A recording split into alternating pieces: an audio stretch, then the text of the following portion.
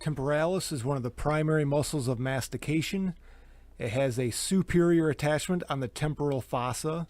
The temporal fossa consists of areas along the frontal, parietal, temporal, and sphenoid bones. Temporalis has an inferior attachment on the coronoid process of the mandible and the ramus of the mandible. It has two primary actions: elevation of the mandible at the TMJ, which is the same as closing the jaw, and retraction of the mandible at the TMJ, which is the same thing as posterior translation of the mandible at the TMJ. The masseter is a muscle of mastication. It has two different heads, a superficial and a deep head, but they do essentially work together. They have a superior attachment on the zygomatic arch. Recall that the zygomatic arch is actually part of the temporal bone and zygomatic bone. They have an inferior attachment on the coronoid process of the mandible, the ramus of the mandible, and the angle of the mandible. They are slightly oblique to each other, but they do have the same function. The primary function of both is elevation of the mandible at the TMJ, which is closing the jaw. Next we have the lateral pterygoid. We actually have a lateral and medial pterygoid, also known as the external and internal pterygoid. The lateral pterygoid has two heads, a superior head and inferior head. The anterior attachment of the superior head is on the greater wing of the sphenoid, and the inferior head has an anterior attachment on the lateral surface of the lateral pterygoid plate of the sphenoid.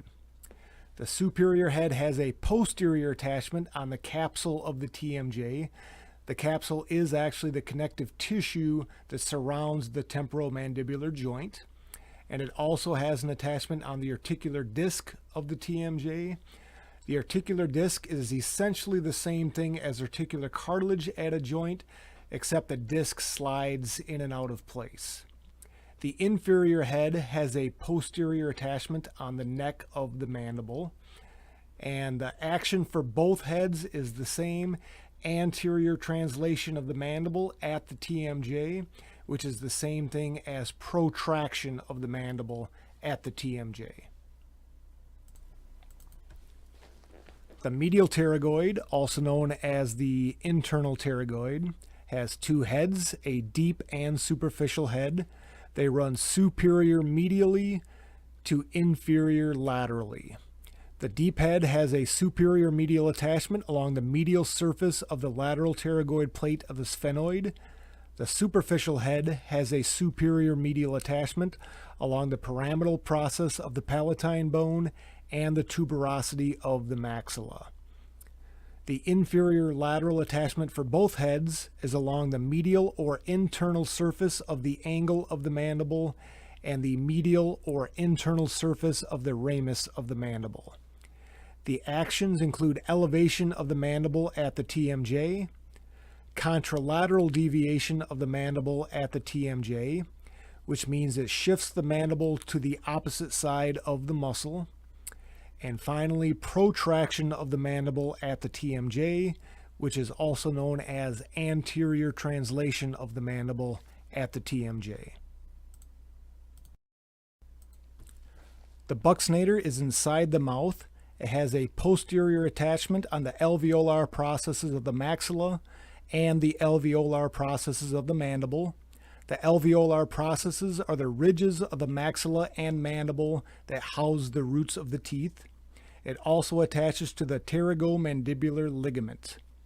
Anteriorly, it attaches to the lateral fascia of the mouth and the lateral portion of the orbicularis oris, which is the muscle that circles the mouth. You may also see the anterior attachment as simply the modialis of the mouth. The primary action is to press the cheek against the teeth. This is an act while chewing to help move food around to the correct place or to simply purse the lips.